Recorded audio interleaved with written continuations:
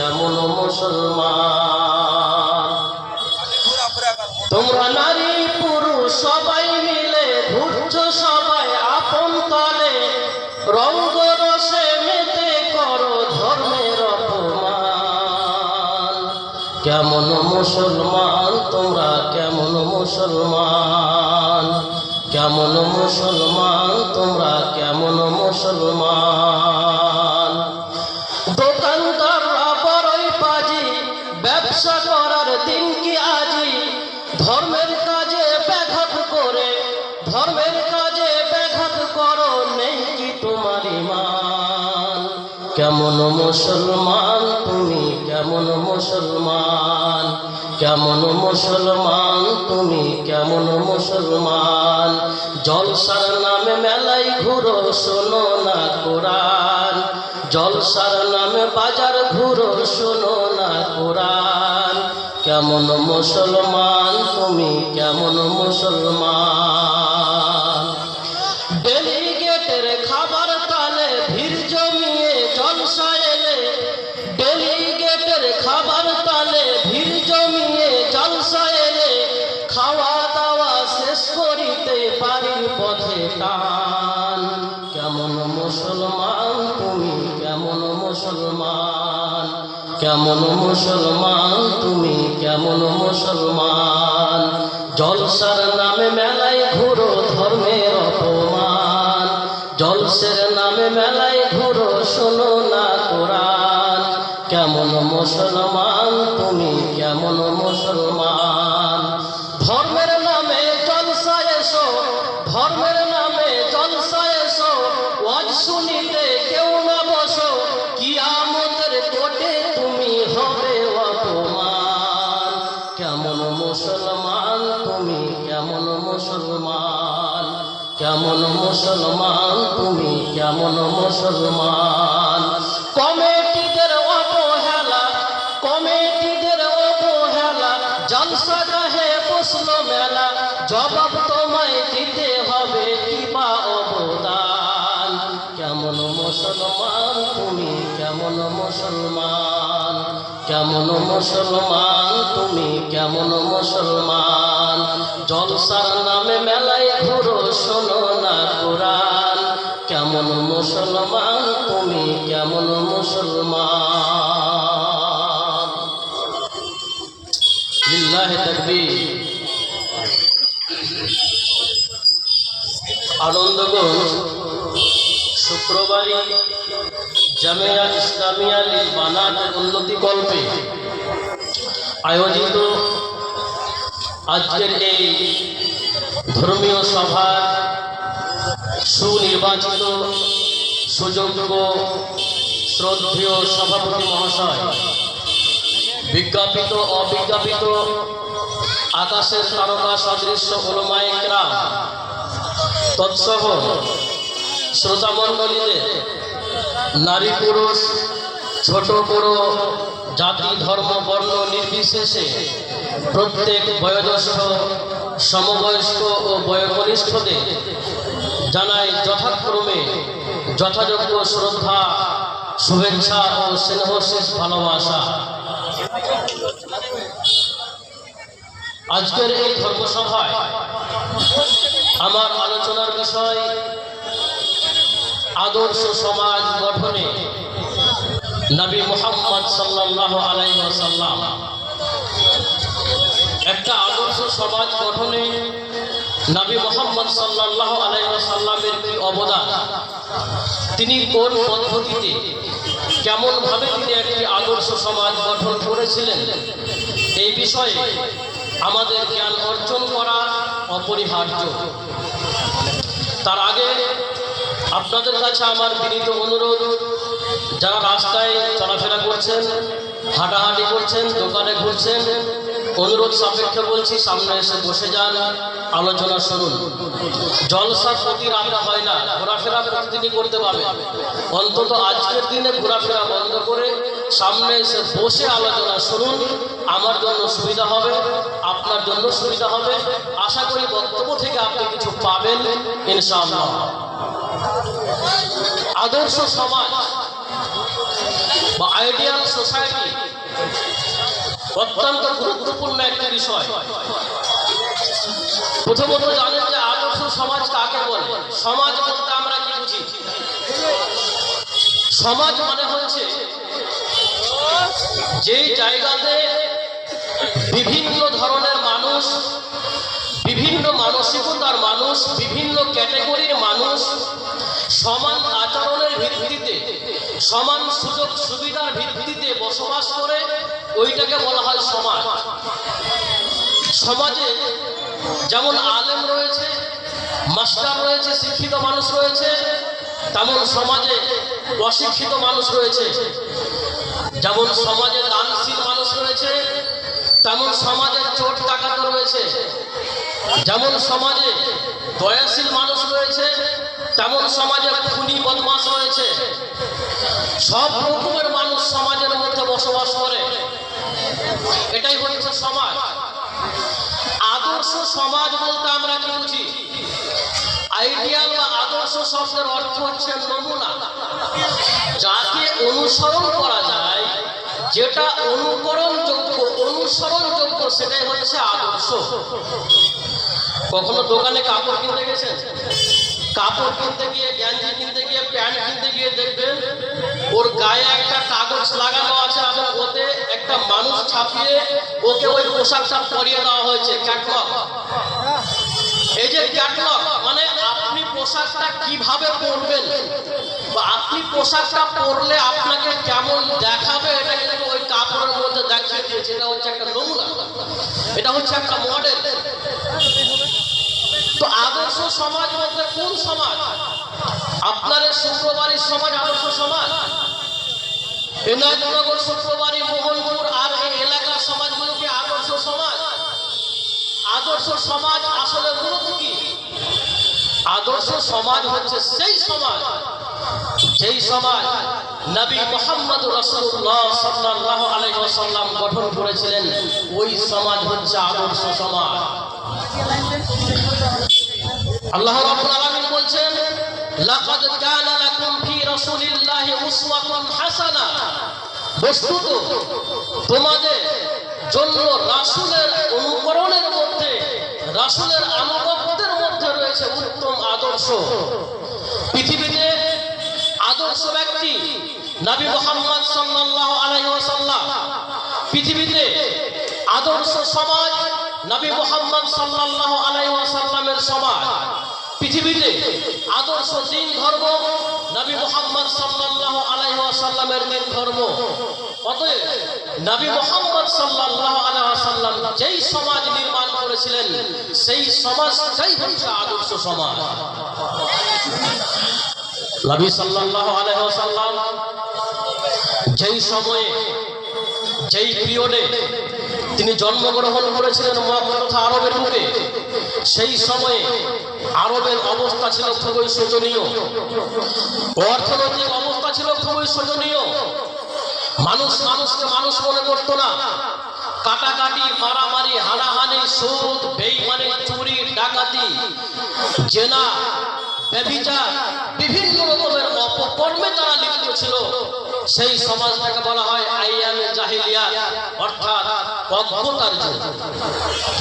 যদি একটু আপনার সামনে অ্যানালাইসিস করা যায়, আপনি বুঝতে পারবেন কেমন সেই সমাজ ছিল।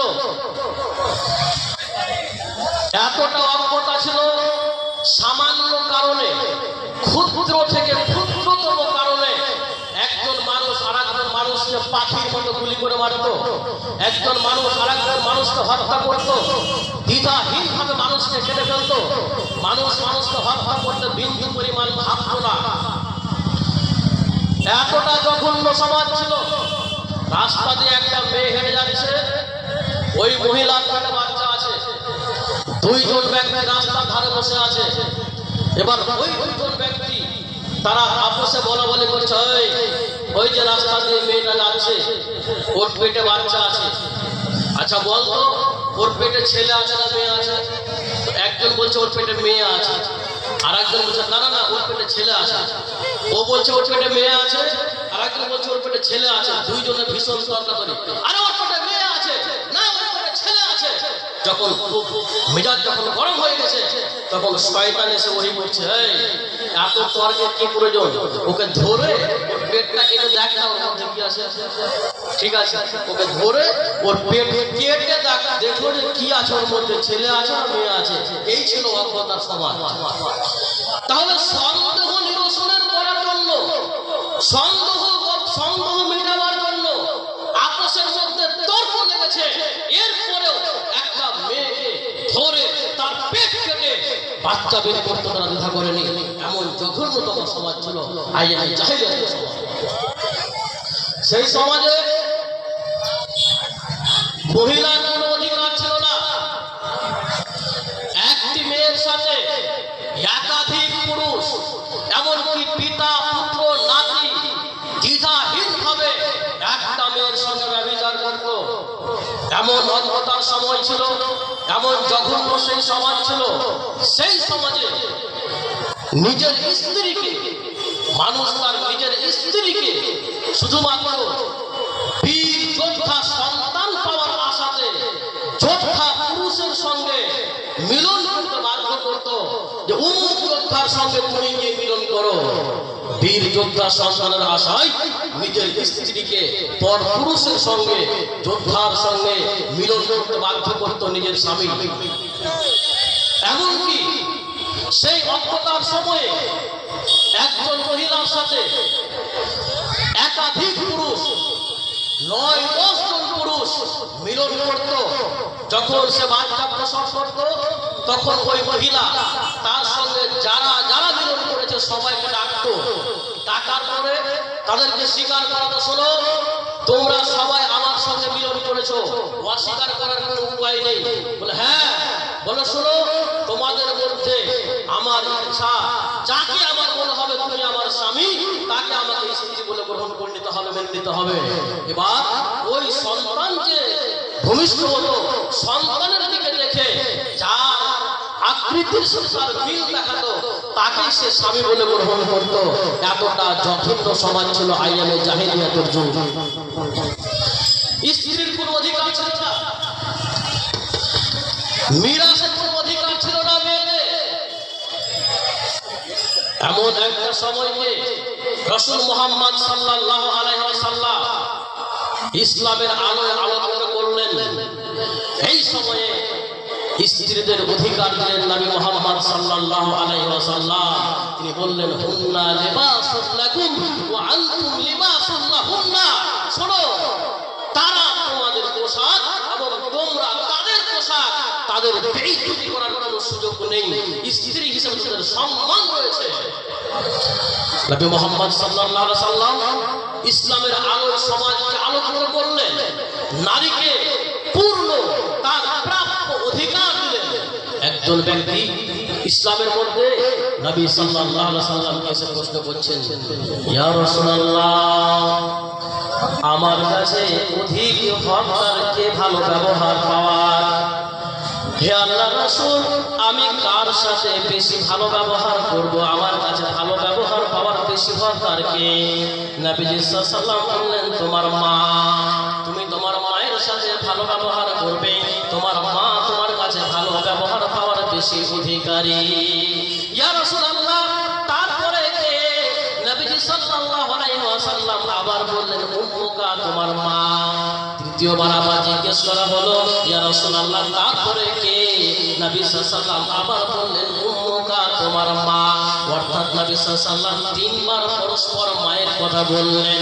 চতুর্থবারে আবার নবী সাল্লাল্লাহু আলাইহি ওয়াসাল্লামকে জিজ্ঞেস করা হলো, ইয়া রাসূলুল্লাহ, তারপরে কে?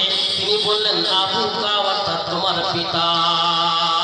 যে নারী জাহিলিয়াতে কোনো অধিকার ছিল না, যার স্ত্রী হিসাবে কোনো মান মর্যাদা ছিল না, যার মাতা হিসাবে কোনো অধিকার ছিল না, এমন মহিলাকে নবী সাল্লাল্লাহু আলাইহি ওয়াসাল্লাম 70% মর্যাদার অধিকারী বানিয়ে দিলেন। যে একজন মা সন্তানের কাছে অধিক পরিমাণে ভালোবাসা, ভালো ব্যবহার পাওয়ার অধিকার রাখে। যেই সমাজে একটি মেয়েকে দ্বিধাহীন ভাবে মাটিতে পুঁতে ফেলতো আইয়ামে জাহিলিয়াতে, অর্থাৎ অজ্ঞতার যুগে, যদি কারো কন্যা সন্তান জন্ম লাভ করতো, কন্যা সন্তান জন্ম লাভ করলে পিতার মুখ কালো হয়ে যেত, আরে আমার মেয়ে হয়েছে, সমাজ কি করে আমি মুখ দেখাবো, আমার মানিজ্য সব লুণ্ঠন হয়ে গেল, মানিজ্য আমার আর রইল না। যখন কন্যা সন্তানের সুসংবাদ দেওয়া হতো তখন লজ্জায় তার মুখ কালো হয়ে যেত। বিসমিল্লাহির রাহমানির রাহিম। ওয়া ইযা বুশিরা আহাদুহুম বিল উনসা যাল্লা ওয়াজহুহু মুসওয়াদ্দান ওয়া হুয়া কাযীম।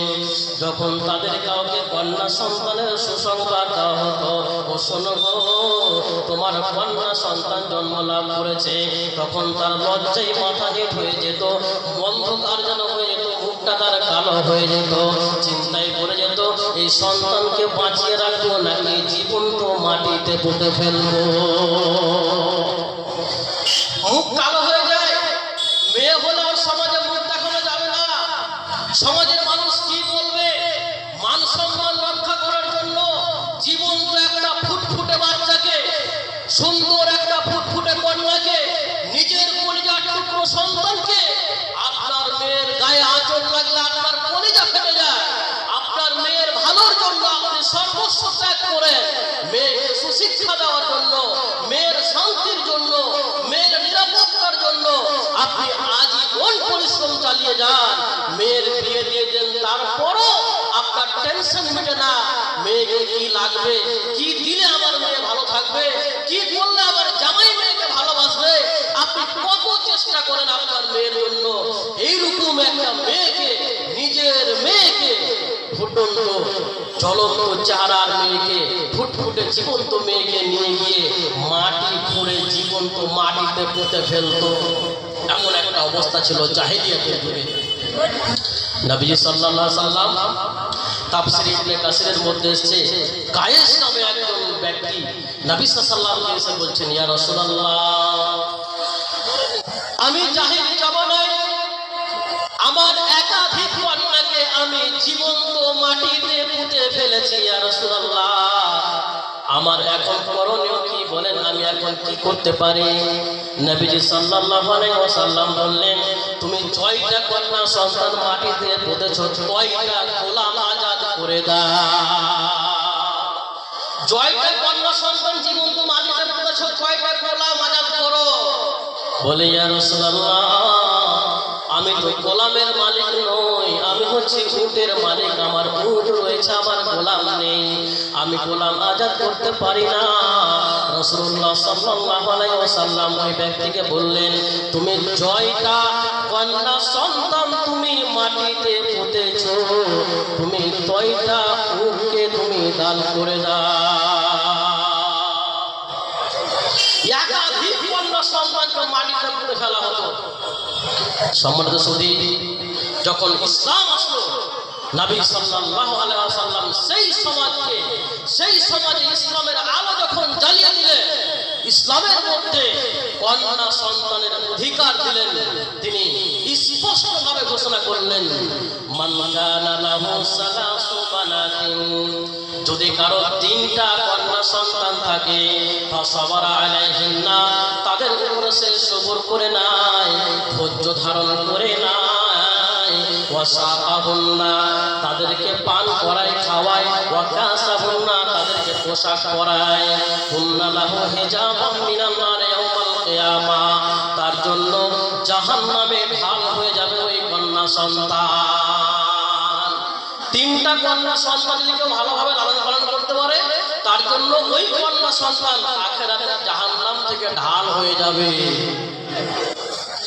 নবী মুহাম্মদ সাল্লাল্লাহু আলাইহি ওয়াসাল্লাম চরম একটা নোংরা, চরম একটা বর্বর সমাজকে তিনি ইসলামের আলোতে নিয়ে আসলেন। যেভাবে কন্যা সন্তানকে হত্যা করা হতো, ইসলামের মধ্যে কন্যা সন্তানের অধিকার নবী মুহাম্মদ সাল্লাল্লাহু আলাইহি ওয়াসাল্লাম ঘোষণা করলেন। 3টা কন্যা সন্তান হলে তার জন্য জাহান্নাম থেকে কন্যা সন্তান ঢাল হয়ে যাবে, আর হয়ে যাবে। সম্মানিত সুধী, এবার চলুন নবী মুহাম্মদ সাল্লাল্লাহু আলাইহি ওয়াসাল্লাম যেই পথ পদ্ধতিতে ইসলামী সমাজ আদর্শ সমাজ গঠন করেছিলেন, আমাদেরকেও সেই আদর্শ সমাজ গঠন করতে হলে আমাদেরকে সেই পদ্ধতি ফলো করতে হবে। নবী সাল্লাল্লাহু আলাইহি ওয়াসাল্লামের আদর্শ অনুযায়ী আমাদেরকে সমাজ গঠন করতে হবে। আজকের সমাজ আর ইসলামী সমাজ নেই, আজকের সমাজ আবার জাহেলি সমাজে পরিণত হয়েছে। জাহেলি যুগে যেমন ভাবে মানুষ মানুষকে দ্বিধাহীনভাবে হত্যা করত, আজকের দিনেও মানুষ মানুষকে দ্বিধাহীনভাবে হত্যা করছে সামান্য কারণে। জাহেলি যুগে যেইভাবে মেয়েকে জ্যান্ত কবর দেওয়া হতো, আজকে জ্যান্ত ফুটফুটে বাচ্চাকে কবর দেওয়া হয় না, কিন্তু মায়ের পেটেই তাকে মেরে দেওয়া হচ্ছে। এটাও তো কন্যা সন্তান, অথবা এটাও তো সন্তানকে হত্যা করার সমতুল্য। জাহেলি যুগে যেমন জেনা ব্যভিচার যেমন ব্যাপক ছিল, যেমন স্বাভাবিক ছিল, আজকের দিনেও জেনা ব্যভিচার স্বাভাবিক হয়ে গেছে। যেখানে সেখানে প্রকাশ্যে আজকে জেনা হচ্ছে। অর্থাৎ আমি বলতে চাই, আজকের সমাজ আদর্শ সমাজ আর নেই, আজকের সমাজও জাহেলি সমাজে পরিণত হয়েছে। অর্থাৎ এটা জাহেলিয়াতের দ্বিতীয় যুগে রূপান্তরিত হয়েছে। সমাজ নির্মাণ করতে হবে, আদর্শ সমাজ গঠন করতে হবে। আদর্শ সমাজ যদি গঠন করতে না পারেন, যদি সভ্য সমাজ গঠন করতে না পারেন, আপনার জীবনের 16 আনাই বৃথা, আপনার জীবনের কোনো মূল্য নেই। আদর্শ সমাজ গঠন করতে না পারলে ইসলাম সমাজের প্রতিষ্ঠা হবে না, ইসলামের আলো সমাজে জ্বলবে না। অতএব আদর্শ সমাজ গঠন করতে অপরিহার্যভাবে বাধ্যতামূলকভাবে আপনাকে আমাকে পদক্ষেপ নিতে হবে। নবী সাল্লাল্লাহু আলাইহি ওয়াসাল্লাম কিভাবে আদর্শ সমাজ গঠন করেছেন? এক, ইমানের বীজ বপন করে, ইমানের দাওয়াত দিয়ে, ইমানের প্রচার প্রসার ঘটিয়ে তিনি আদর্শ একটা সুন্দর সমাজ গঠন করেছিলেন। নবী মুহাম্মদ সাল্লাল্লাহু আলাইহি ওয়াসাল্লাম মানুষকে লক্ষ্য করে বললেন, ইয়া আইয়ুহান নাস কুলু লা ইলাহা ইল্লাল্লাহ তুফলিহুন। হে লোকেরা শোনো, তোমরা বলো লা ইলাহা ইল্লাল্লাহ, অর্থাৎ আল্লাহ ছাড়া কোনো সত্য উপাস্য নেই। তুফলিহুন, তোমরা সফল কাম হয়ে যাবে। তোমরা ঈমান গ্রহণ করো, ঈমানের ছায়ায় তোমরা চলে এসো, তোমরা সফল কাম হবে। ঈমান যদি কারো ভিতরে থাকে, ঈমান ছাড়া আদর্শ সমাজ গঠন করা সম্ভব নয়। উমর ফারুক রাদিয়াল্লাহু তাআলা আনহু, আপনারা তার বিষয়ে শুনেছেন, অত্যন্ত রাগী মানুষ, অত্যন্ত বীর যোদ্ধা, যার নাম শুনলে মানুষ ভয় পেত, যার নাম শুনলে মানুষ কাঁপত, এমন একজন ব্যক্তিত্ব উমর ফারুক রাদিয়াল্লাহু তাআলা আনহু। উমর ফারুক রাদিয়াল্লাহু তাআলা আনহু তিনি নবী মুহাম্মদ সাল্লাল্লাহু আলাইহি ওয়াসাল্লামকে হত্যা করার জন্য খোলা তরবারি নিয়ে চলে যাচ্ছেন উগ্র মেজাজে। রাস্তার মধ্যে এক ব্যক্তি তাকে খবর দিলেন, ও উমর, কোথায় যাও? এত উগ্র মেজাজ নিয়ে যাচ্ছ কোথায়?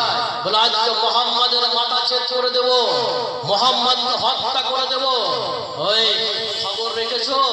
তুমি তো মুহাম্মাদকে হত্যা করতে যাচ্ছ, কিন্তু তোমার বহিন আর তোমার বোন যে মুসলমান হয়ে গেছে, ওরা যে তোমার ধর্ম ত্যাগ করে ইসলাম কবুল করেছে, তোমার কাছে খবর আছে? মেজাজ আরো বেশি গরম হয়ে গেল। এবার ওইখান থেকে ফিরে গেলেন কোথায়? ওইখান থেকে ফিরে সরাসরি তার ভগ্নিপতির বাড়িতে তার বহিন বহুনুর কাছে গিয়ে উপস্থিত। শুনতে পেল কোরআনের আওয়াজ, গুনগুন গুনগুন করে কোরআন তেলাওয়াত হচ্ছে। ঘরের মধ্যে প্রবেশ করো। এই তোমরা কি তেলাওয়াত করো?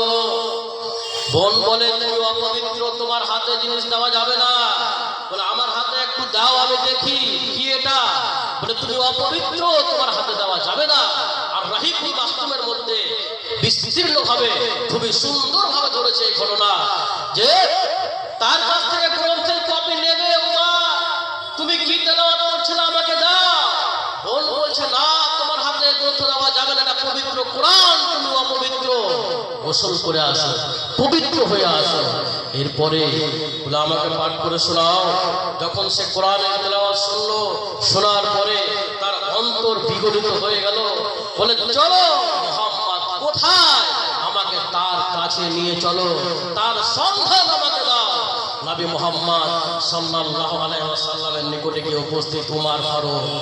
এবার নবী মুহাম্মদ সাল্লাল্লাহু আলাইহি ওয়াসাল্লাম উমারকে দেখেই, যদিও তার জন্য আগে দোয়া করেছিলেন, হে রব, হে আল্লাহ, তুমি আবু জাহাল অথবা উমার ফারুক এদের দুইজনের মধ্যে যাকে তুমি ভালোবাসো, একজন, যে কোনো একজনকে দিয়ে ইসলামকে সম্মানিত করো, ইসলামকে শক্তিশালী করে দাও। যে তোমার নিকটে পছন্দ তার দ্বারা তুমি ইসলামকে শক্তিশালী করো, ইসলামকে সম্মানিত করো। বুঝতে পারছেন যে উমারকে আল্লাহ হয়তোবা কবুল করেছেন। আল্লাহ রাব্বুল আলামিন উমারকে পছন্দ করেছেন। উমারের দ্বারা ইসলামকে শক্তিশালী করবেন, ইসলামকে সুশোভিত করবেন। উমার ফারুক রাদিয়াল্লাহু তাআলা আনহু তখন কি করলেন? নবী মুহাম্মদ সাল্লাল্লাহু আলাইহি ওয়াসাল্লামের কাছে গিয়ে উপস্থিত। নবী মুহাম্মদ সাল্লাল্লাহু আলাইহি ওয়াসাল্লামের কাছে গিয়ে যেই উমার নবীকে হত্যা করার জন্য খোলা তরবারি নিয়ে যাচ্ছিল, এমন একজন ব্যক্তিত্ব নবী মুহাম্মদ সাল্লাল্লাহু আলাইহি ওয়াসাল্লামের কাছে গিয়ে কোরআনের মহব্বতে, দ্বীনের মহব্বতে ইসলাম কবুল করে নিল। কালেমা পাঠ করে আশহাদু আল্লা ইলাহা ইল্লাল্লাহ ওয়া আশহাদু আন্না মুহাম্মাদুর রাসূলুল্লাহ কালেমা পাঠ করার পরে ইসলামের শক্তি দ্বিগুণ হয়ে গেল। এতদিন পর্যন্ত ইসলাম প্রকাশ হচ্ছিল, ইসলাম প্রচার হচ্ছিল গোপনে গোপনে, এখন থেকে ইসলাম প্রচার হবে প্রকাশ্যে।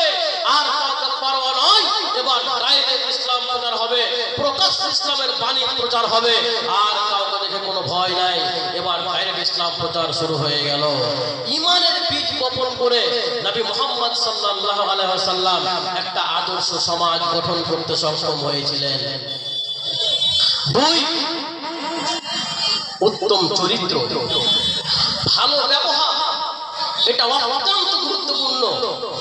নবী মুহাম্মদ সাল্লাল্লাহু আলাইহি ওয়াসাল্লাম ঈমানের বীজ বপন করেছিলেন এবং সেই বীজকে তিনি বাড়িয়ে তুলেছিলেন, প্রসারিত করেছিলেন তার উত্তম চরিত্র দ্বারা, উত্তম ব্যবহার দ্বারা।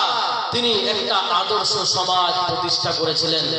সহনশীলতা, দয়া, ক্ষমার মাধ্যমে তিনি একটা সুন্দর সভ্য সমাজ গঠন করতে সক্ষম হয়েছিলেন। একটা দৃষ্টান্ত দিয়ে আপনাকে, আল্লাহ রাব্বুল আলামিন বলছেন, বিসমিল্লাহির রহমানির রহিম, ওয়ালা তাস্তাবিল হাসানাতু ওয়ালাস সাইয়্যাত ইদফা বিল্লাতী হিয়া আহসান ফাইদাল্লাযী বাইনাকা ওয়া বাইনাহু আদাওয়া কাআন্নাহু ওয়ালিয়্যুন হামীম। ভালো এবং মন্দ কখনো সমান হতে পারে না। ওয়ালা তাস্তাবিল হাসানাতু ওয়ালাস সাইয়্যাত, ভালো এবং মন্দ কখনো সমান নয়। ইদফা বিল্লাতী হিয়া আহসান, তোমরা মন্দটাকে ভালো দিয়ে প্রতিহত করো। তোমার সঙ্গে কেউ খারাপ ব্যবহার করেছে, তুমি পাল্টা তার সঙ্গে খারাপ ব্যবহার করো না, তুমি তার সঙ্গে ভালো ব্যবহার দেখাও। তোমাকে কেউ গালি দিয়েছে, তোমাকে কেউ অকথ্য ভাষাতে গালি দিয়ে ফেলেছে, তুমি তাকে পাল্টা গালি দিতে যেও না। সমাজ কলুষিত হয়ে যাবে, দাঙ্গা হাঙ্গামা লেগে যাবে। যখন তোমার সাথে কেউ খারাপ আচরণ করবে, যখন তোমাকে কেউ গালি দিবে, তখন তুমি তার জন্য ভালো বাক্য ব্যবহার করো, তুমি পাল্টা তাকে গালি দিতে যেও না। ইদফা বিল্লাতী হিয়া আহসান, তোমরা মন্দকে ভালো দ্বারা প্রতিহত করো। ফাইদাল্লাযী বাইনাকা ওয়া বাইনাহু আদাওয়া, যখন তোমাদের মধ্যে শত্রুতা বিরাজ করবে, যদি তুমি ভালো ব্যবহার দেখাতে পারো, ফাইদাল্লাযী বাইনাকা ওয়া বাইনাহু আদাওয়া কাআন্নাহু ওয়ালিয়্যুন হামীম, তোমাদের মধ্যকার শত্রুতা তখন তোমার ভালো ব্যবহারের কারণে অন্তরঙ্গ বন্ধুতে পরিণত হয়ে যাবে। আপনার সাথে কেউ খারাপ আচরণ করেছে, আপনি পাল্টা খারাপ ব্যবহার করতে গেলে তো ঝগড়া বেঁধে যাবে। আপনার সাথে খারাপ ব্যবহার করেছে, আপনি ওকে ভালো ব্যবহার দেখান, আপনার ওই শত্রু তখন কি হবে? অন্তরঙ্গ বন্ধুতে রূপান্তরিত হয়ে যাবে। এবার একটা দৃষ্টান্ত নিন, খুবই চমৎকার হাদিস, খুবই সুন্দর হাদিস। সুমামা ইবনে ওসাল নামে একজন ব্যক্তি, যে সাহাবায়ে কেরামদের একাধিক সাহাবাকে হত্যা করেছিল এবং নবী মুহাম্মদ সাল্লাল্লাহু আলাইহি ওয়াসাল্লামকে হত্যা করে ছদ্মবেশে ঘুরছিল।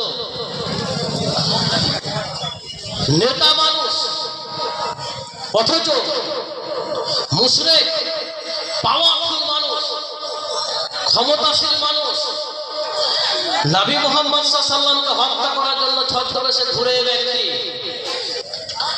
بعث رسول الله صلى الله عليه وسلم خيلا جبل نجد فجاءت برجل من بني حنيفة يقال له سلمة بن وسال سيد أهل اليمامة فربطه بسرية من سوار المسجد। নবী সাল্লাল্লাহু আলাইহি ওয়াসাল্লাম সাহাবাদের একটা দলকে পাঠালেন নাজদের দিকে, সাহাবাদের একটা টিমকে পাঠালেন নাজদের দিকে। নাজদের দিকে ওই সাহাবাদের দল গিয়ে একজন ব্যক্তিকে ধরে নিয়ে আসলেন, যেই ব্যক্তির নাম ছিল সুমামা ইবনে উসাল, সাইয়্যিদু আহলিল ইয়ামামা, ইয়ামামার সরদার, বানু হানিফা গোত্রের লোক। এই একজন ব্যক্তি, যে ইয়ামামার নেতা বানু হানিফা গোত্রের ব্যক্তি, যার নাম ছিল সুমামা, এই সুমামাকে সাহাবায়ে কেরামের একটা দল ধরে নিয়ে আসলেন। ফারাবাতুহু বিসারিয়াতিন মিন সাওয়ারিল মসজিদে, সাহাবাদের দল ওই ব্যক্তিকে ধরে নিয়ে এসে মসজিদের একটা পিলারে তাকে বেঁধে দিলেন। ঘাতককে ধরে নিয়ে এসে মসজিদের একটা পিলারে বেঁধে দিলেন, আসামিকে বেঁধে রেখেছেন। নবী সাল্লাল্লাহু আলাইহি ওয়াসাল্লাম যেটা ফয়সালা করবে সেটা হবে। নবী সাল্লাল্লাহু আলাইহি ওয়াসাল্লাম ওই ঘাতকের দিকে এক পা দুই পা করে এগিয়ে গেলেন। এগিয়ে গিয়ে সুমামা ইবনে উসালকে জিজ্ঞেস করছেন, নবীজি মাযা ইনদাকা ইয়া সুমামা, সুমামা তোমাকে কেমন লাগছে বলো, তুমি কেমন আছো, নিজের কাছে তোমাকে কেমন মনে হচ্ছে তুমি বলো। সুমামা আসামি ঘাতক ব্যক্তি এবার নবী সাল্লাল্লাহু আলাইহি ওয়াসাল্লামের প্রশ্নের উত্তর দিয়ে বলছে, ইনদি খায়রুন ইয়া মুহাম্মদ, হে মুহাম্মদ আমাকে ভালোই লাগতেছে, আমি ভালো আছি। ইন তাকতুল তাকতুল জাদামিন ওয়া ইন তুনইম আলা শাকিরিন ওয়া ইন কুনতা তুরিদুল মাল ফাসালতুতা মিনহু মা সিতা। ভালো আছি বলার পরে এবার নবী সাল্লাল্লাহু আলাইহি ওয়াসাল্লামকে তিনটা প্রস্তাব দিচ্ছে। তিনটা প্রস্তাব, যারা বিচারক আছেন সমাজের খুব ভালো করে শুনেন, এর মধ্যে বিচার করার যোগ্যতা আপনার অর্জন হয়ে যাবে। কিভাবে আপনি সমাজে বিচার করবেন, এই হাদিসের মধ্যে অকল্পনীয় শিক্ষা রয়েছে, অকল্পনীয় শিক্ষা রয়েছে হাদিসে। সুমামা জ্ঞানী মানুষ, নেতা মানুষ, পয়সাওয়ালা মানুষ, ক্ষমতাশালী মানুষ। নবী মুহাম্মদ সাল্লাল্লাহু আলাইহি ওয়াসাল্লামকে তিনটা প্রস্তাব দিচ্ছেন। ইন তাকতুল তাকতুল সাদামিন, যদি আপনি আমাকে হত্যা করে দেন তাহলে আপনি একজন খুনি মানুষকে হত্যা করবেন, অর্থাৎ আমি একজন ঘাতক, আমি একজন খুনি, আপনি আমাকে হত্যা করলে হত্যা করার আপনার অধিকার রয়েছে। হত্যা করলে আপনি হত্যা করতেই পারেন। ওয়া ইন তুনইম আলা শাকিরিন, আর যদি আপনি আমার উপরে অনুগ্রহ করেন, যদি আমাকে দয়া করে ছেড়ে দেন, তাহলে আপনি একজন কৃতজ্ঞশীল ব্যক্তির উপরে দয়া করবেন। অর্থাৎ যদি আমাকে হত্যা না করে পরিত্রাণ দিয়ে দেন, তাহলে আমি আপনার চিরকৃতজ্ঞ থাকব। ওয়া ইন কুনতা তুরিদুল মাল ফাসালতুতা মিনহু মা সিতা, আর যদি টাকা পয়সা লাগে, ধন সম্পদ লাগলে বলুন মুহাম্মদ কত লাগবে সেটা বলুন, যত চাইবেন আপনাকে ততটাই দিয়ে দেওয়া হবে। হত্যা করলে হত্যা করে, ছেড়ে দিলে পরে কৃতজ্ঞ থাকবো। আর যদি আপনি টাকা পয়সা চান, ধন সম্পদ চান, তাহলে বলেন কতটা লাগবে, যতটা চাইবেন ততটা আপনাকে দিয়ে দেব। নেতা মানুষ তো টাকার কোনো অভাব নেই, চান না, যা চাইবেন মুখ মাগায় না, আপনাকে দিয়ে দেওয়া হবে। নবীজি সাল্লাল্লাহু আলাইহি ওয়াসাল্লাম সেখান থেকে ফিরে আসলেন। দ্বিতীয় দিন আবার গিয়ে ওই আসামিকে নবীজি বলছেন, মাযা ইনদাকা ইয়া সুমামা, সুমামা কেমন আছো বলো, কেমন লাগছে তোমাকে।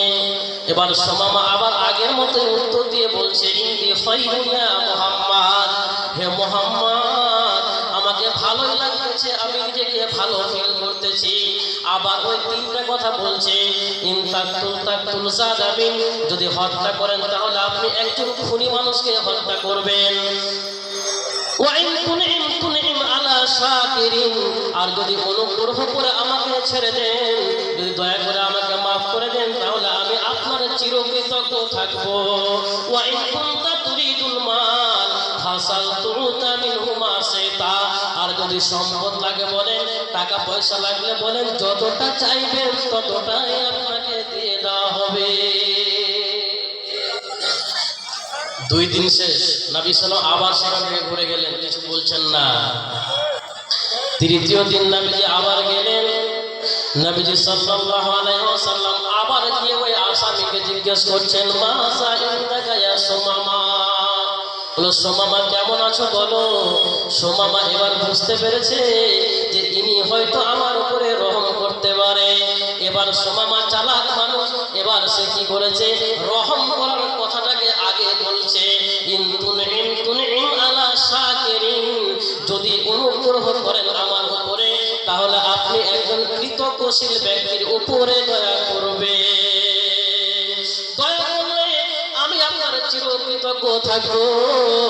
ওয়া ইন তাকতুল সাদামিন, আর যদি আমাকে হত্যা করে দেন, তাহলে আপনি একজন খুনি মানুষকে হত্যা করবেন। ওয়া ইন কুনতা তুরিদুল মাল ফাসালতুতা মিনহু মা শাইতা, আর যদি সম্পদ লাগে বলেন, টাকা পয়সা লাগলে বলেন, যতটা চাইবেন ততটাই দিয়ে দেওয়া হবে। আরে কি নবীর চরিত্র! আমি পৃথিবীর কোন নেতাকে দেখিনি, আমি পৃথিবীর কোন বিচারককে দেখিনি, আমি পৃথিবীর কোন সমাজ সেবককে দেখিনি একটা আসামির সাথে, একটা ঘাতকের সাথে 3 দিন ধরে এই মতো ভাবে ভালো আচরণ করেছেন এমন কোন ব্যক্তিকে আমি পৃথিবীতে দেখিনি।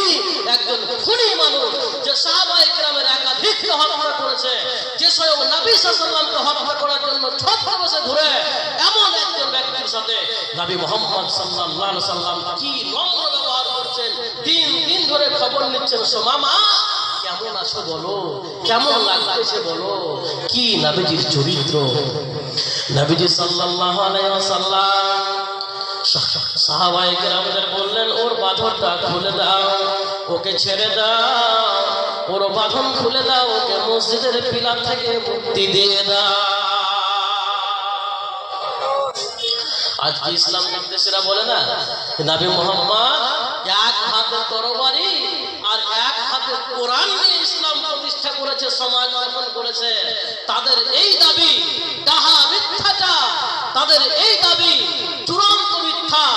নবী মুহাম্মদ সাল্লাল্লাহু আলাইহি ওয়াসাল্লাম যদি তরবারি নিয়ে ইসলাম প্রতিষ্ঠা করতেন, তরবারি নিয়ে সমাজ গঠন করতেন, তাহলে এই ব্যক্তিকে হত্যা করার সুযোগ ছিল কি ছিল না?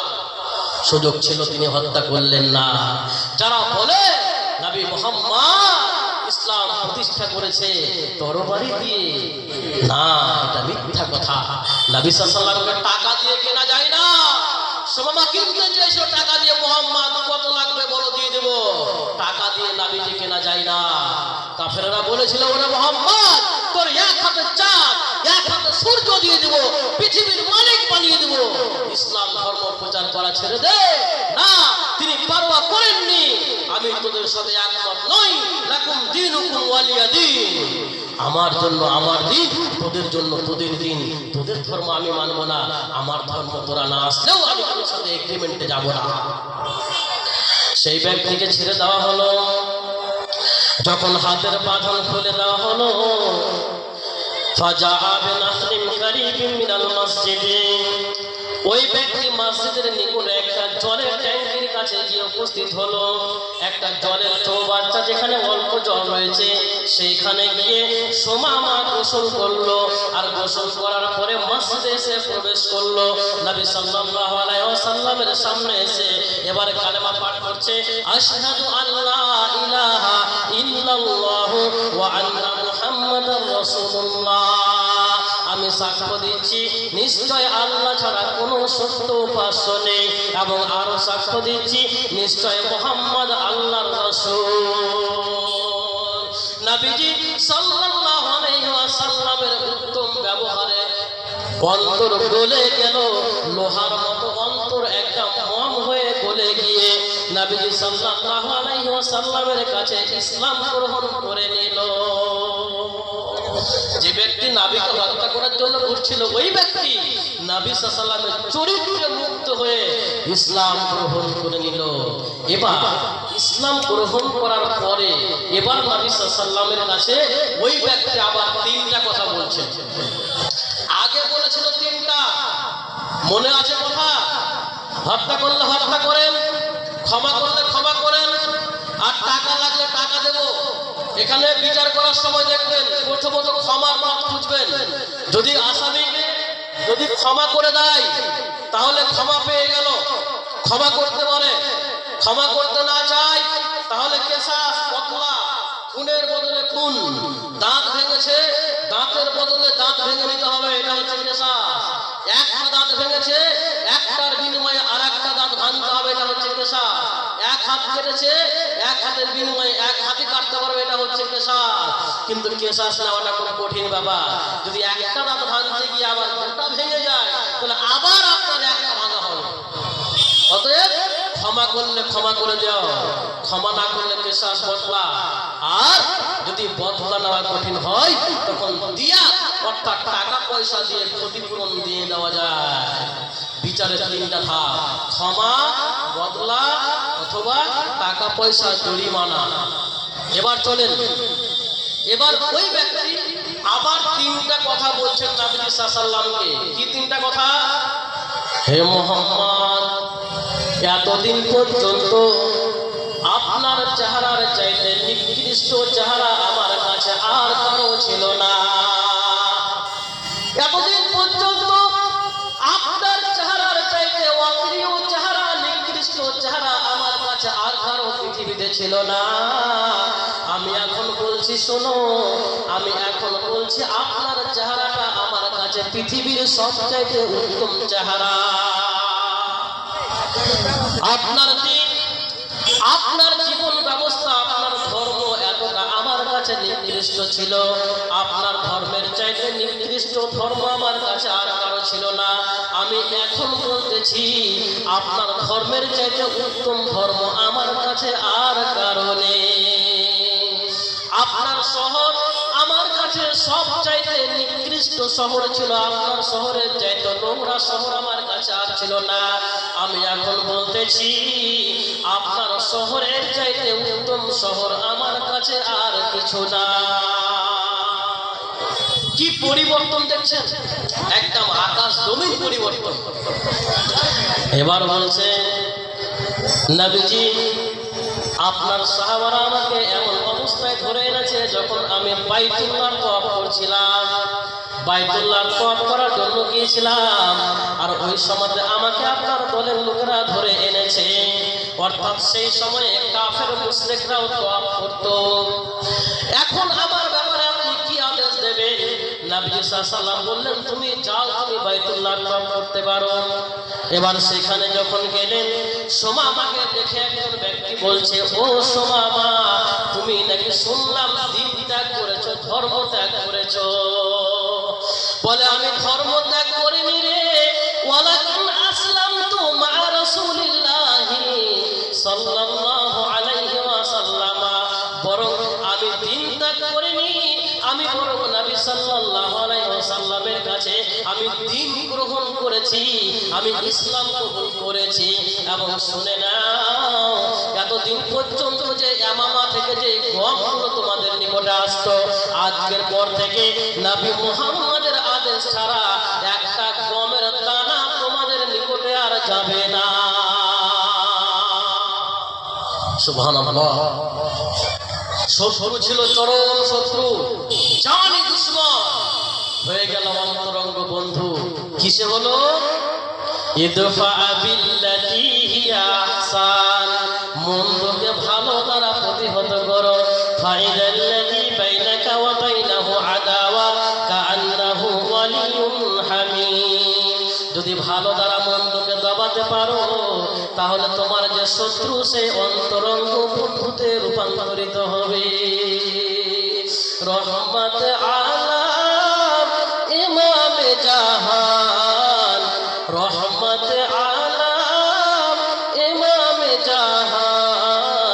সাহাবীরা আতর লাগায় ওই নবীজির ঘাম, সাহাবীরা আতর বানায় ওই নবীজির ঘাম। নবী রহমত আলাম ইমামে জাহান, সাহাবীরা আতর বানায় ওই নবীজির ঘাম, সাহাবীরা আতর লাগায় ওই নবীজির ঘাম। শোনো মানো জানো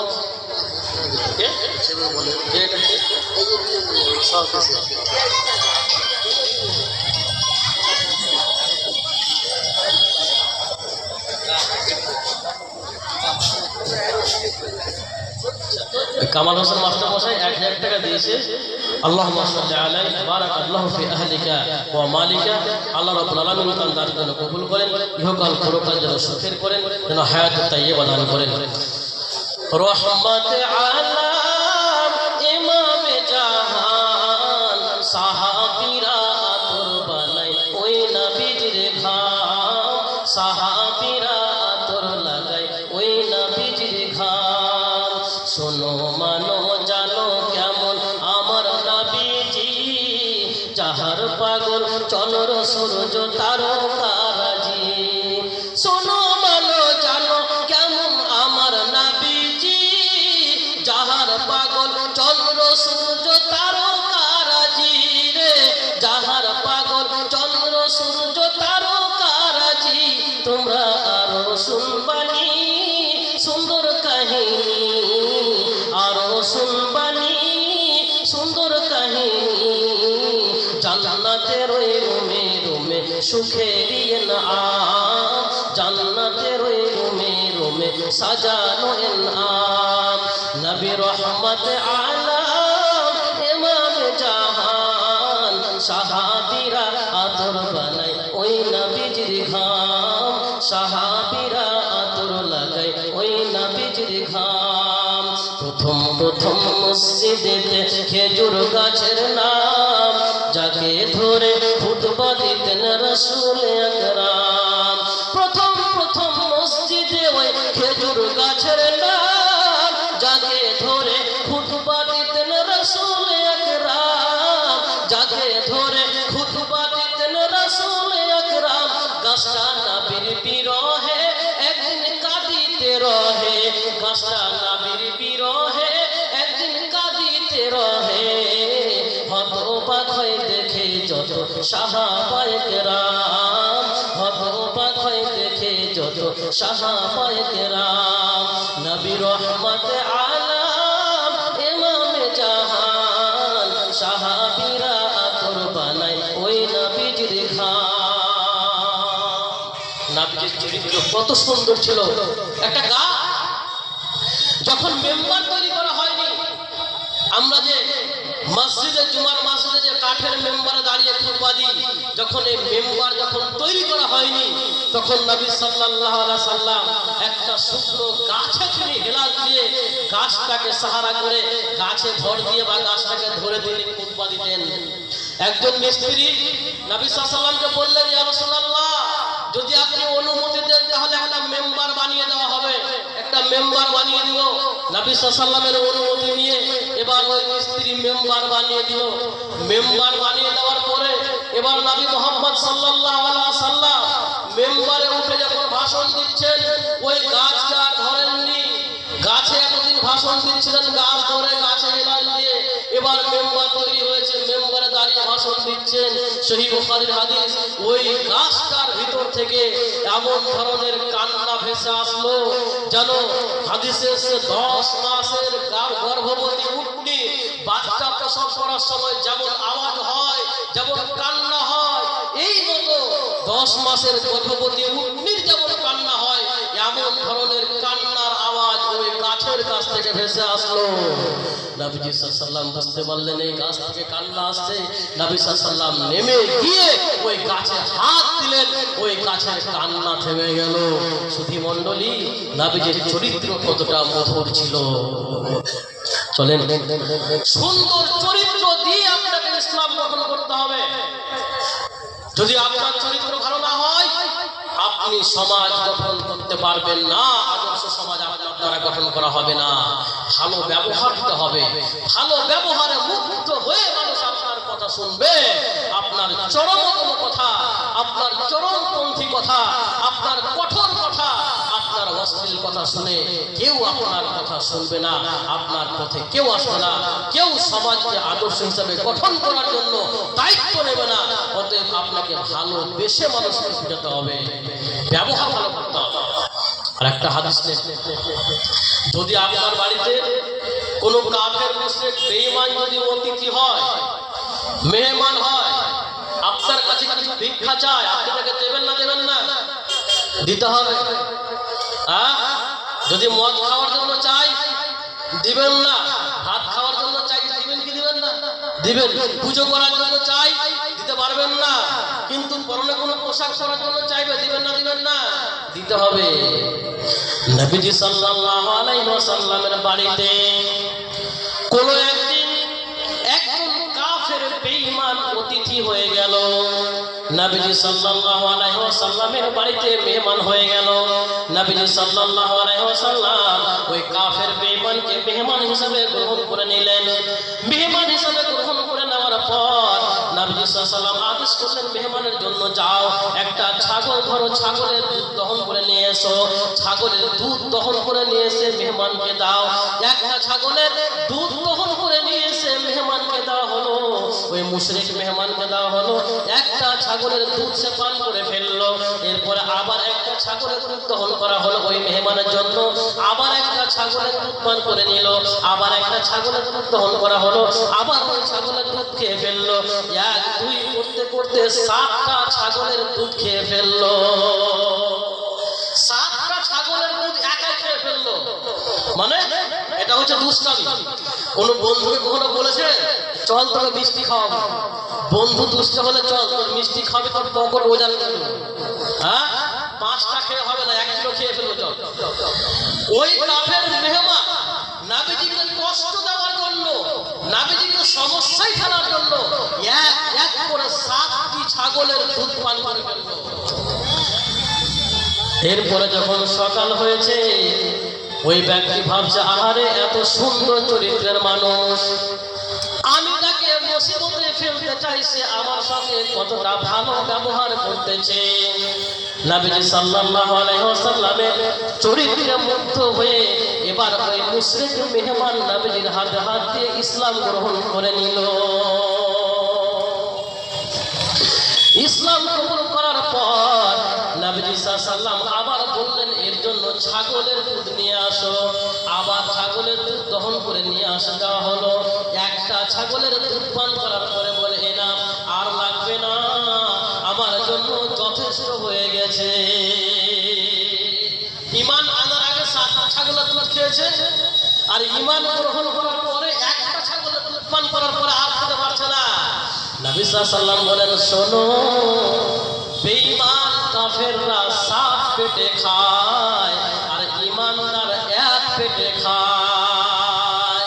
অতএব বন্ধু, যদি আপনার বাড়িতে কোনো কাফের বেঈমান যদি মেহমান হতে চায়, যদি আপনার কাছে সাহায্য চায়, আপনি কাফের বেঈমানের সাথে আপনি অন্যায় আচরণ করতে পারবেন না। আপনি কাফের বেঈমানকেও আপনি সহযোগিতা করবেন।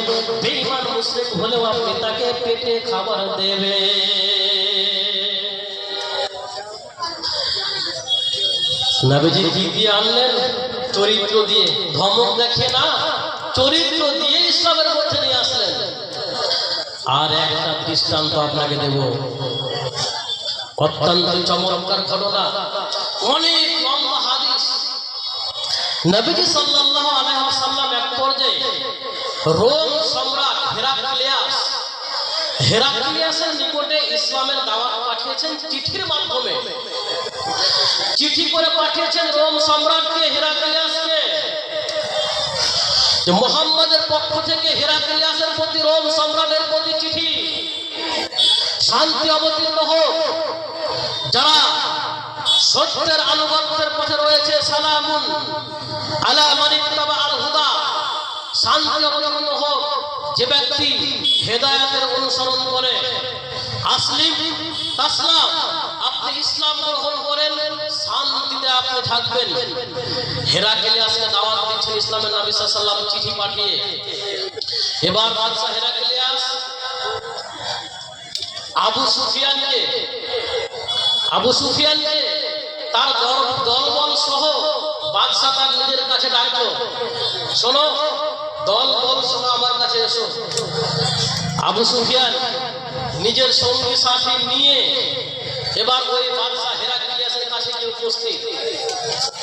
এবার বাদশা হেরাক্লিয়াস বলে, ওই শোনো, যেই লোক নবী বলে দাবি করেছে তোমাদের মধ্যে, যে নাম নবুয়তের দাবি করেছে, ওই লোকের সবচাইতে নিকট আত্মীয়কে, সবচাইতে কাছের মানুষকে বলো।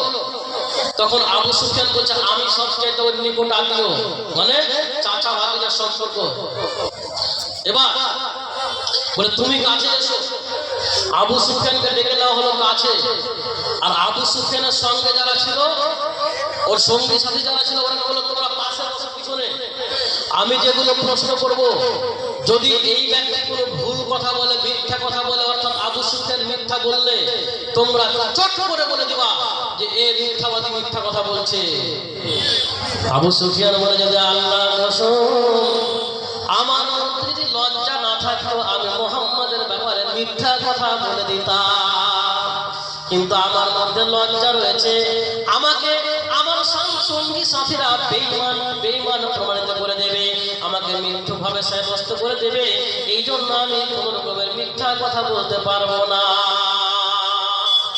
এবার বাদশা হেরাক্লিয়াস প্রথমে প্রশ্ন করছে ওই আবু সুফিয়ানকে, আচ্ছা বলো তো, যে ব্যক্তি নবুয়তের দাবি করেছে তার বংশ মর্যাদা কেমন, কেমন বংশের লোক? আবু সুফিয়ান বলে, বংশ মর্যাদার দিক দিয়ে সম্ভ্রান্ত বংশের ছেলে, বংশ মর্যাদা ভালো রয়েছে, ভালো বংশের ছেলে। এবার বাদশা আবার প্রশ্ন করছে, বলো এর পূর্বে কি কখনো কেউ এইভাবে ইসলামের এইভাবে নবুয়তের দাবি করেছে? বলে, না না না, এর পূর্বে কখনো কেউ নবী হওয়ার দাবি করে না। বলে, বলো যে ব্যক্তি নবুয়তের দাবি করেছে এই ব্যক্তির পূর্বপুরুষ কোনো বাদশা ছিল নাকি? বলে, না না না, পূর্বপুরুষ কোনো বাদশা রাজা ছিল না। বলে, আবু সুফিয়ান বলো, এই ব্যক্তি যে ইসলামের দাওয়াত দিচ্ছে বা নবুয়তের দাবি করেছে, এর দাওয়াত গ্রহণ করছে দুর্বল লোকেরা নাকি সবল লোকেরা, সম্ভ্রান্ত লোকেরা দাওয়াত কবুল করছে নাকি দুর্বল লোকেরা দাওয়াত কবুল করছে? বলে, যারা দুর্বল তারা দাওয়াত কবুল করছে। বলে, এবার বলো যারা দাওয়াত কবুল করছে এদের সংখ্যাটা বাড়ছে না কমছে? তখন উত্তর দিচ্ছে আবু সুফিয়ান, এদের সংখ্যা দিন দিন বেড়ে চলেছে, বাড়তে আছে। বলে, বলো কেউ কি এর ধর্ম গ্রহণ করার পরে, দিন কবুল করার পরে কেউ কি আবার বেদিন হয়েছে নাকি? অর্থাৎ ইসলাম কবুল করার পরে আবার ইসলাম থেকে ফিরে চলে গেছে নাকি? বলে, না না না, ইসলাম কবুল করার পরে কেউ ইসলাম ত্যাগ করে আর আসে না। বলে, বলো যে লোকটা নবী বলে দাবি করেছে এই লোকের উপরে কেউ, এই লোকের ধর্ম গ্রহণ করার পরে কেউ অসন্তুষ্ট হয়েছে নাকি? বলে, না, কেউ অসন্তুষ্ট হয় না। এবার বলো ওই লোক তোমাদেরকে কিসের দাওয়াত দেয়, কি করতে বলে? বলো। বলে, ওই লোক বলে এক আল্লাহকে মেনে নাও, আল্লাহ ছাড়া অন্য কাউকে ইলাহ বলে মানিও না, এক আল্লাহকে মেনে নাও এবং তোমরা চরিত্র গঠন করো, এক আল্লাহকে মেনে নাও, চরিত্র গঠন করো, নামাজ পড়ো, এই রকমের ওসিয়ত করে থাকে। এবার হেরাক্লিয়াস বলে, তুমি যদি সত্য কথা বলে থাকো, যতগুলো তোমাকে প্রশ্ন করলাম যদি সঠিক তুমি বলে থাকো, তাহলে জেনে না আমি বাদশা বলতেছি, আমার পায়ের তলার মাটিও একদিন থাকবে না। আমি বাদশা বলছি, আমার পায়ের তলার মাটিও ওই লোকটা হয়ে যাবে, আমার পায়ের তলার মাটির মালিক হয়ে যাবে একদিন ওই মুহাম্মদ। আমি জানতাম যে এমন একজন ব্যক্তির আবির্ভাব ঘটবে, কিন্তু তোমাদের মধ্যকার হবে এটা আমি জানতাম না। যদি আমি জানতে পারতাম যদি আমি ওই লোকের কাছে পৌঁছাতে পারতাম, যদি আমি তার কাছে সাক্ষাৎ করতে পারতাম, আহারে আমি তার কাছে যদি থাকতাম, আমি জল দিয়ে তার পাখানাকে ধুয়ে দিতাম। এত সুন্দর চরিত্রের মানুষ, এর বিরুদ্ধে গিয়ে লাভ নেই, এর বিরুদ্ধতাচরণ করে 5 পয়সা লাভ হবে না। আবু সুফিয়ান বলে, এই কথা বলার পরে বাদশা হেরাক্লিয়াস আমাদেরকে সেখান থেকে তাড়িয়ে দিল। যখন তাড়িয়ে দিল, এর কিছুদিন পরে আল্লাহ রাব্বুল আলামিন আমাকে কবুল করলেন, ইসলাম আমার সৌভাগ্যে চলে আসলো। নবীজির কেমন চরিত্র ছিল, এমন চরিত্রের নবীজির চরিত্র এমন ছিল, নবীজির চরিত্রে স্বয়ং একজন বাদশাও থরথর করে কাঁপে। বাদশা রোম সম্রাট হেরাক্লিয়াস বাদশাও কাঁপে যে নবী মুহাম্মদ হয়তো আমার পায়ের তলার মাটিটাও কেড়ে নেবে। ও বন্ধু আমার, ভাই আমার, চরিত্রটাকে সুন্দর করে, ব্যবহারটা ভালো করেন, মানুষের উপর সহনশীল হন, মানুষের প্রতি দয়া দেখান, আপনার সমাজের মানুষ আপনার কথাতে স্রোতের মতো ভেসে আসবে। ব্যবহার উত্তম যদি করতে পারেন, মানুষ আপনার কথা শুনবে, মানুষ আপনার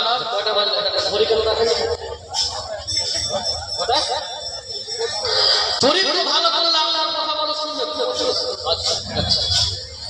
চরিত্র ভালো করলে আপনার কথা মানুষ শুনবে, কঠোর হাসি হলে আপনার কথায় কেউ আসবে না। আজকে সমাজের কাজ কত বাকি আছে, আমরা মনে করেছি শুধুমাত্র মসজিদ তৈরি করার নাম সমাজ সেবা, শুধুমাত্র মসজিদে টাইলস লাগার নাম সমাজ সেবা, মসজিদে ভালোভাবে চকচকে পাথর দেওয়ার নাম এটা সমাজের উন্নতি, কোটি টাকা দিয়ে মসজিদ তৈরি করব।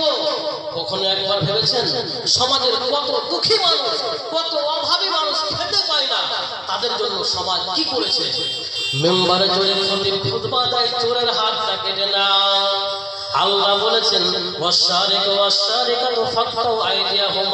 চোর চোরনি ধরা পড়লে হাত কেটে নাও।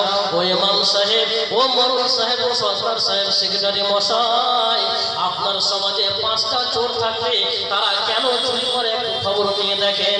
প্রথম যেদিন চুরি করেছে নিশ্চয় টাকার জন্যই চুরি করেছে, নিশ্চয় অভাবের জন্যই চুরি করেছে।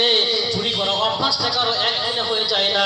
অতএব চোরগুলোকে ধরে নিয়ে আসেন, চোরকে ধরে নিয়ে এসে বাবুরে চুরি করানো একটা মহা অন্যায়, কাউকে একটা টোটো কিনে কাজে লাগিয়ে দেন, কাউকে একটা দোকানদারিতে বসিয়ে দেন। এইভাবে সমাজের দুস্থ অসহায় মানুষগুলোকে, পথভ্রষ্ট মানুষরাকে সঠিক পথে নিয়ে আসতে হবে। ইমাম সাহেব দাঁড়িয়ে ভাষণ দেয়, ও শোনো গো, যদি কেউ জেনা করে, যদি কেউ ব্যভিচার করে, তাকে 100 লাঠি পিটাতে হবে, বিবাহিত হলে পাথর মেরে মেরে রজম করতে হবে। ফতোয়া দিলে সমাজে সংশোধন শুধু হবে না, শুধুমাত্র মেম্বারে চড়িয়ে ভাষণ দিলে জেনা বন্ধ হবে না। ও ইমাম সাহেব, ও সেক্রেটারি মশাই, ও সভাপতি সাহেব, একবার যান বেশ্যাখানায় গিয়ে উপস্থিত হয়ে যান। কোনোরকম ভাবে বেশ্যালয়ে গিয়ে দেখেন অনেক মহিলা টাকার জন্য নিজের দেহ বিক্রি করে খাচ্ছে। একটা মেয়ে তার যতটাই যৌন চাহিদা থাকুক না কেন, কখনো সে চাইবে না তার সঙ্গে একদিনে 10 জন 12 জন মিলনে লিপ্ত হোক, কখনোই চাইবে না একাধিক পুরুষ তার সাথে একদিনে জেনায় লিপ্ত হোক, এটা কেউ কখনো চাইবে না। অর্থাৎ একজন জেনাখোর, একজন জেনাকারিনী অবশ্যই সে টাকার জন্য বেশ্যালয়ে পড়ে রয়েছে। একবার গিয়ে খবর নেন, যদি সম্ভব হয় টাকা পয়সা দিয়ে তাকে ছুটিয়ে নিয়ে এসে একটা সুন্দর পাত্র থেকে তার বিয়ে দিয়ে দেন, তাকে সমাজ থেকে হেল্প করে, তাকে অন্যায় থেকে তাকে ভালো পথে নিয়ে চলে আসে। কখনো ভেবেছেন এগুলো? কখনো ভাবি না সমাজের 10টা ফকির সারা জীবন ফকির থেকেই গেল, যারা চোর সারা জীবন চোর থেকেই গেল। সমাজ আপনাকে ভাবতে হবে। সম্মানিত সুধী, যেহেতু এটা মাদ্রাসার জালসা, নতুন মাদ্রাসা, এটা সমাজের উন্নয়নমূলক একটা কাজ, শিক্ষার ভিত স্থাপন করা। মাদ্রাসার জন্যই, যদি মাদ্রাসা হয় তবে মাদ্রাসা থেকেই শিক্ষার আলো জ্বলবে। যদি মাদ্রাসা না হয়, শিক্ষা ব্যবস্থা যদি সঠিক না থাকে, তাহলে ইসলামের আলো আপনি কোথাও খুঁজে পাবেন না। নবী মুহাম্মদ সাল্লাল্লাহু আলাইহি সাল্লাম যে আদর্শ আদর্শ সমাজ গঠন করেছিলেন। আদর্শ সমাজ গঠন করার তার আরেকটা ভিত ছিল, তিনি আহলে সুফা অর্থাৎ সুফা মাদ্রাসা তিনি প্রতিষ্ঠা করেছিলেন। যারা ইসলাম কবুল করত সেই সমস্ত সাহাবাদেরকে নিয়ে তিনি নিয়মিতভাবে তিনি ইসলামের চর্চা করতেন, তিনি দ্বীন শিখাতেন। যদি আজকে দ্বীনের চর্চা না থাকে তাহলে আদর্শ সমাজ গড়ে উঠবে না। অতএব আদর্শ সমাজ গঠন করতে হলে আপনাকে মাদ্রাসা প্রতিষ্ঠা করতে হবে, মাদ্রাসায় সুশিক্ষিত হবে ছাত্রদের। আজকে বড় পরিতাপের বিষয়, আজকে যেই হারে মাদ্রাসা রয়েছে ছেলেদের জন্য, মেয়েদের জন্য সেই হারে মাদ্রাসা কিন্তু নেই, খুবই কম। অথচ আদর্শ সমাজ গঠনে, আদর্শ সমাজ প্রতিষ্ঠার জন্য একটা মহিলা বেশি ভূমিকা রয়েছে। আমি সেদিকটা হয়তো বলতাম কিন্তু সময় খুব কম, আমি ওই দিকে আর যাবো না। একটা মহিলা অনেক বেশি গুরুত্বপূর্ণ ভূমিকা রয়েছে একটা আদর্শ পরিবার গঠন করতে, একটা আদর্শ সমাজ গঠন করতে। যদি আপনার স্ত্রী যদি সুসভ্য না হয়, যদি আপনার স্ত্রী আদর্শ না হয়, যদি আপনার স্ত্রী শিক্ষিত না হয়, তাহলে আপনার বিচক্ষণতা যতই থাক, আপনি যতই চালাক হন, আপনার এসব বাহাদুরি কিচ্ছু টিকবে না, সব ধ্বংস হয়ে যাবে।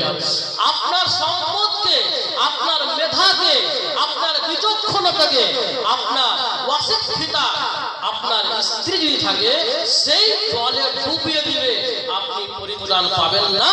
অতএব আদর্শ সমাজ গঠন করতে হলে মহিলাদের শিক্ষার বেশি প্রয়োজন রয়েছে। অতএব মহিলা শিক্ষার জন্য মহিলা মাদ্রাসার দরকার রয়েছে। আপনারা এই মাদ্রাসার জন্য দ্বিধাহীনভাবে আপনারা মুক্ত হস্তে আপনারা দান করুন, বেশি বেশি করে দান করে আপনারা এই মাদ্রাসাটাকে প্রতিষ্ঠা করুন। আসুন, আচ্ছা আমি একটা দাবি রাখছি আপনাদের কাছে, এই মাদ্রাসার জন্য নতুন মাদ্রাসা আনন্দগঞ্জ শুক্রবারে জামিয়া ইসলামিয়া নির্বাণা, এই মাদ্রাসার জন্য এমন কি আছেন 5,000 টাকা করে 10 জন দিবেন আমার হাতে।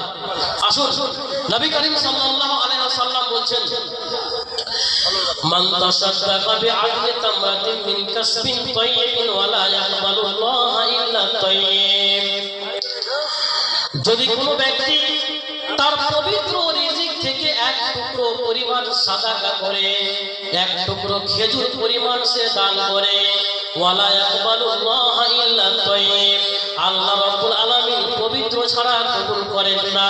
যদি পবিত্র মাল থেকে এক টুকরো খেজুর সাদাকা করা হয়, ইন্নাল্লাহা ইয়াতাকাব্বালুহা বিয়ামিনিহি, আল্লাহ সেই দানকে ডান হাতে কবুল করে নেন। মাশাআল্লাহ, কি আছে এটা কাকু?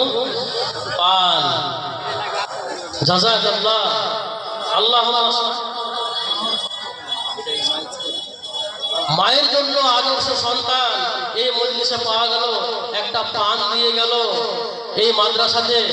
এটা খুবই মূল্যবান জিনিস। আমি চাই এই ধরনের দানগুলো খুব ভালো লাগে। আসুন, আপনারা যে যে উদ্দেশ্যে দান দেবেন আল্লাহ নিশ্চয় আপনার উদ্দেশ্যকে পূর্ণ করবেন।